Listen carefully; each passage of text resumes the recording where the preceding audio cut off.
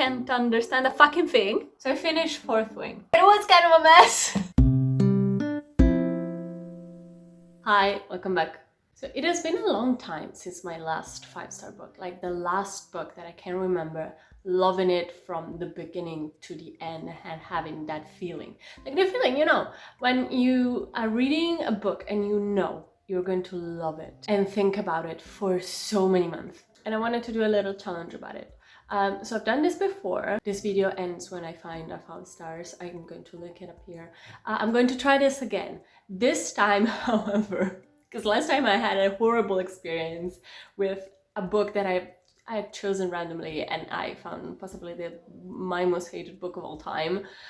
This time I'm going to choose books that I know for sure I think I will like, kind of. Last time it was kind of random the way that I picked the books. This time, however, I have a system. The system is I want to try to read as many physical books as I can because my physical TBR, you can see, but there's actually like another shelf, a new shelf up there, and it's already full. There's one book in particular that I think I'm going to read in this video. Future Alice will explain which books I'm going to read and with which book I'm going to start this challenge with, and I hope I can find at least something that I actually like. It has been such a long time. Let's go, let's go. You may ask, Alice, why do you have a straw in a fucking freezing tumbler? I'm poor. These were all gifts from the university. So in my search for a 5-star book, I think I'm going to start with YN by Esther Yi. This talks about obsessions with a K-pop idol that I think it has to represent like the average stan Twitter K-pop idol obsessed girl. The title comes obviously from fanfiction in which you would insert yourself in the fanfiction, so YN, your name. It's really short. They assure me that I'm either going to really love it or really fucking hate it. And as a K-pop fan, I have like, yeah, I'm not a K-pop stan, I'm a K-pop fan. But I think it's going to be really interesting. A lot of people really hated it though, so I don't know. I want to love it. If this outfit feels familiar, it's because I'm filming 2 videos at a time, which is something that I've never done. I'm trying to be like a YouTube girly, actually. I'm in the middle of YN and I'm struggling. The narrator is obviously unlikable. You're reading about somebody who's so obsessive, and not just about K-pop idols. Apparently she has the like obsessive gene in her head. She gets obsessive about things. She's 29. She's, I think, Korean American but lives in Berlin, and you can tell that she's not well even in her day-to-day life, but right now she moved back to Seoul where she was born and to find her most beloved K-pop idol who just retired, which is the definition of insanity. I don't like how people talk in this book because it's incredibly unrealistic, but it makes sense in the universe that this character created for herself. The things that irk me is that I am in fandom. I've been since I was very little. I've had really positive experiences with fandom. I was, however, on Twitter when Stan Twitter was rampant about K-pop idols, and it was not a fun time. I'm not on Twitter anymore. I do, however, have still a really deep-rooted love for one specific K-pop group, which I've said is EXO. The experience of fandom that this author creates is an imaginary experience. It's not real. She took experiences that probably were kind of extreme and took it to another extreme that I don't think it's realistic anymore. So I don't know what she's trying to do here, because if it's a critique, then you should have rooted the story more in reality, but this is obviously not rooted in reality. This is a fabulistic fairy tale version of what obsessive fandom is. So I don't know, I'm conflicted. I'm not hating it, I'm not loving it, which is what most people told me about this book. So we will see. I don't think it's going to be 5 stars, but it could still very much surprise me.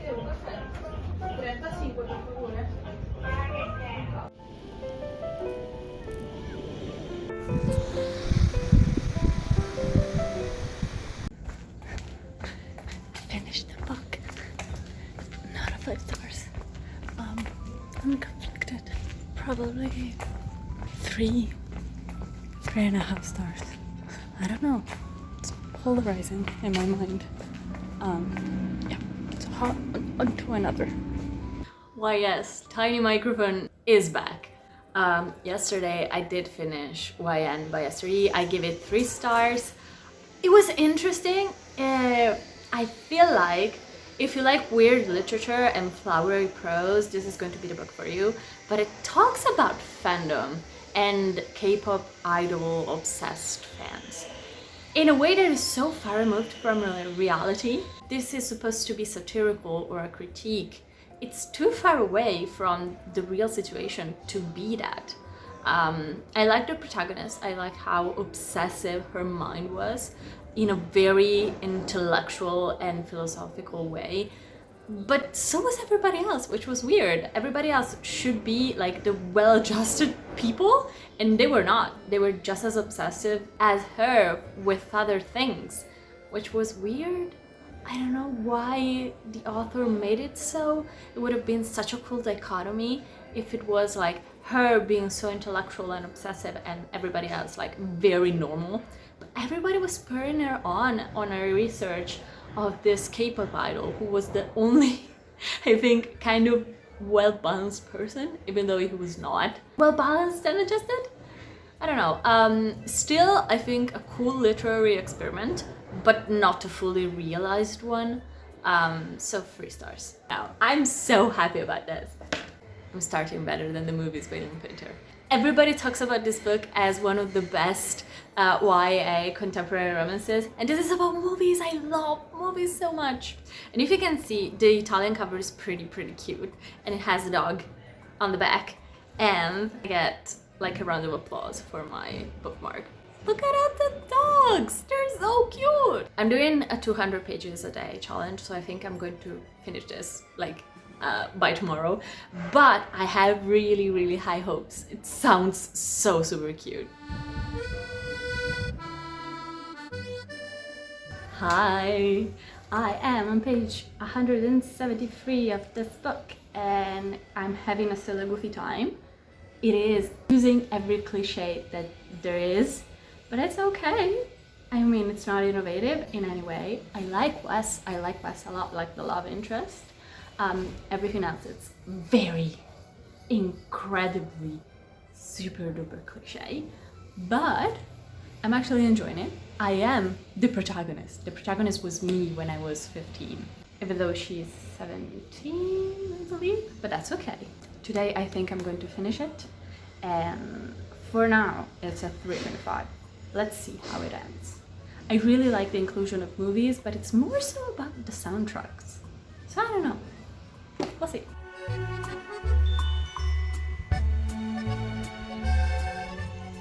Guess who finished better than the movies? Guess who gave it 2 stars?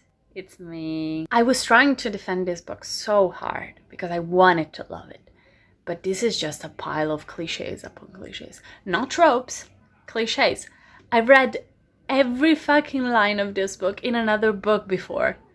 Nothing is original. Everything is a copy of some other books that I've already read. I would have maybe loved it as a younger reader that had no experience with other romances, but this is just like, doesn't make it bad. It's just incredibly boring and taxing to read. So I just skimmed the epilogue, which I'm kind of a terrible person. I liked Wes, and that's about it.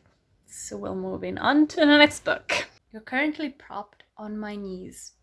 Not a good idea, but that's okay. So I did pick up another book.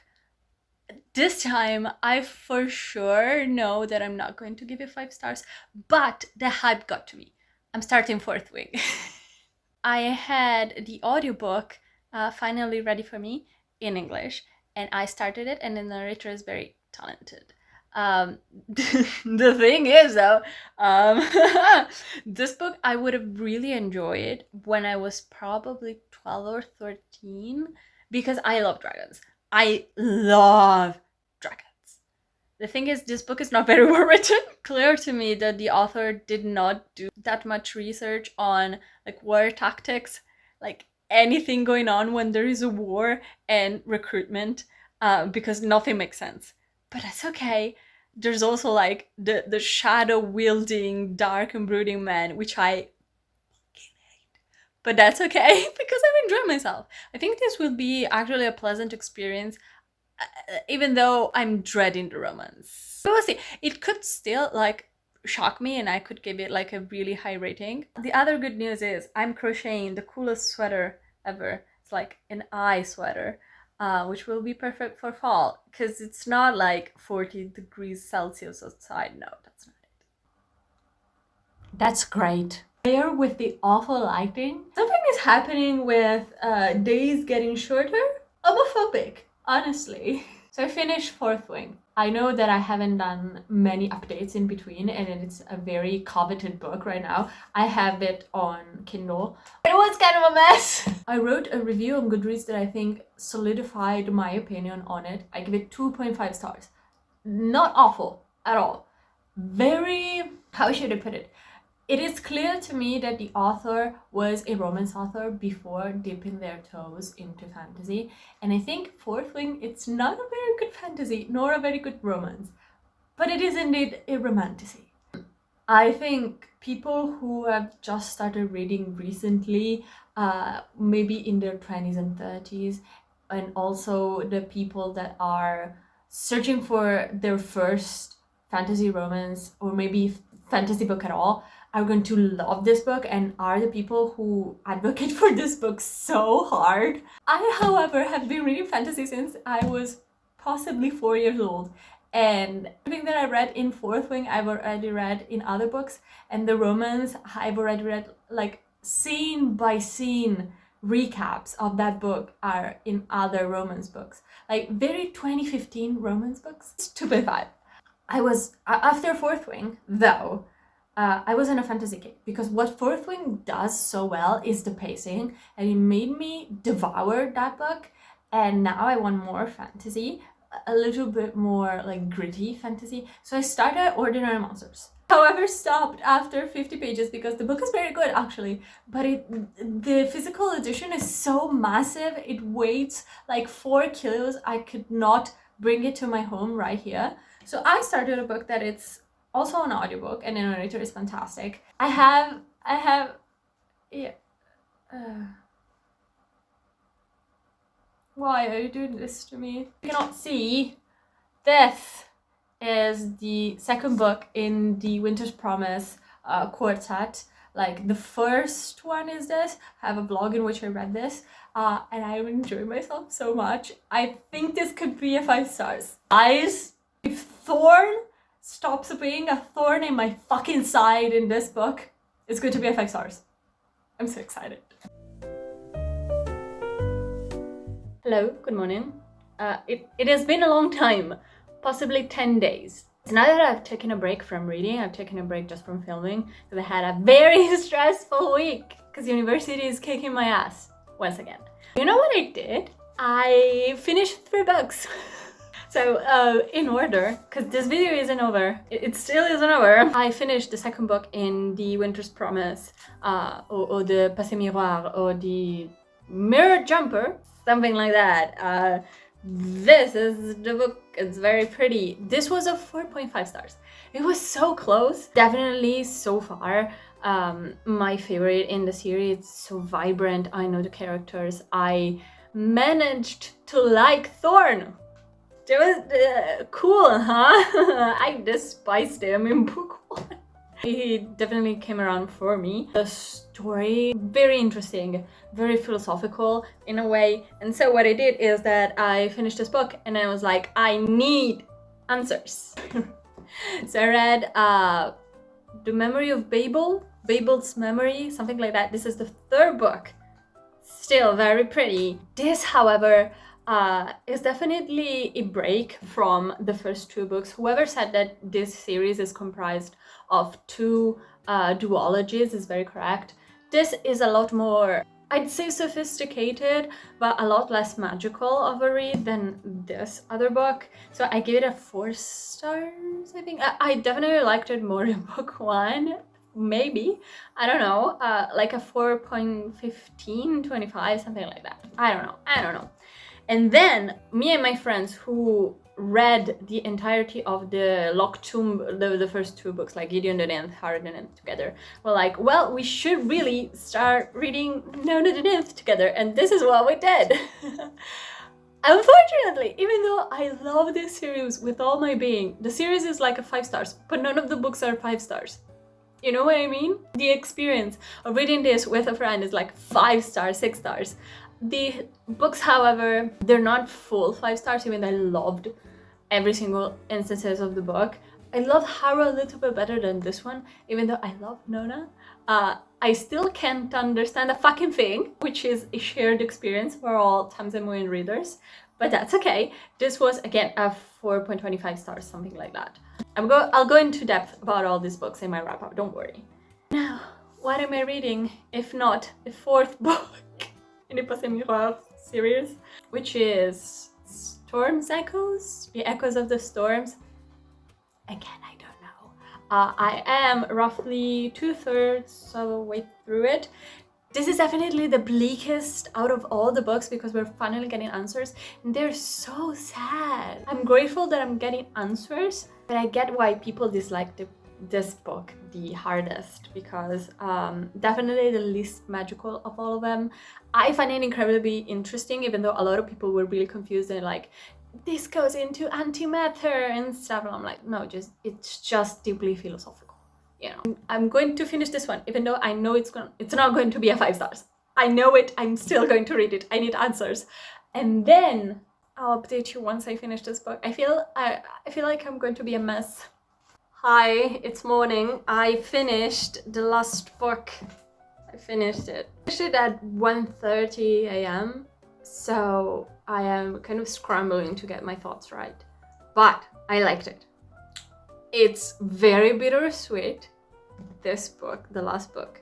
Not how I would have wrote things had I been the author, but still I liked it.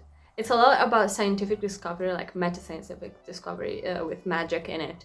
And if you don't like thinking about stuff and how matters can be converted into antimatters as a fantasy plot point, you won't like this series at all because you won't like the finale. Also the last chapter, so bittersweet and heart-wrenching. I give it 4 stars.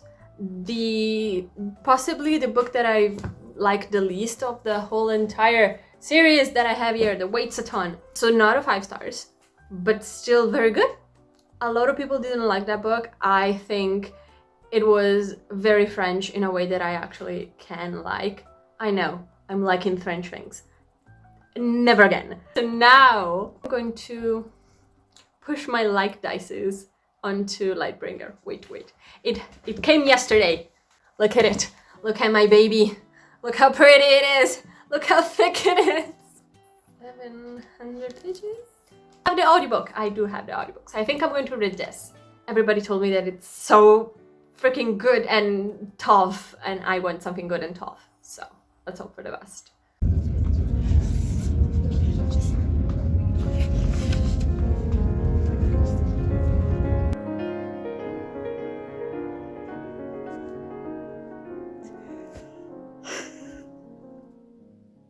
Why hello once again. Is it the same me that was at the beginning of the video? Yes, it is indeed still me. Having finished Lightbringer, I don't have the physical copy with me because I did not bring it with me on my voyage here to my mom's house. But that book, Pierce Brown took 10 years, almost 10 years to write that book, and it was worth it. It was worth every fucking page. Listen, he had told us that that book contained a really painful death for him to write and a painful death for me to read. So I was like, yeah, somebody's going to die and it's probably going to be my favorite character. And I was like, reading the book and reading the dialogue in the chapters, I'm like, I can recognize the red flags. And that's exactly what happened. There was indeed a painful death. Yeah, 5 stars. 5, completely 5 stars. I think it has picked up the pace and the grandiosity that I loved from the first trilogy. Like Morning Star was my favorite book of that trilogy, and I love that book to death. And I think Red God, which is going to come out next year, is going to be the perfect conclusion. It's going to be brutal, but good. Yes, this video ends here. I hope you liked my journey through all of these books. This is the end of the video. I hope you liked it. If you want to connect with me, I have some socials down below. I'm most active on TikTok. And I'll see you next time. Goodbye!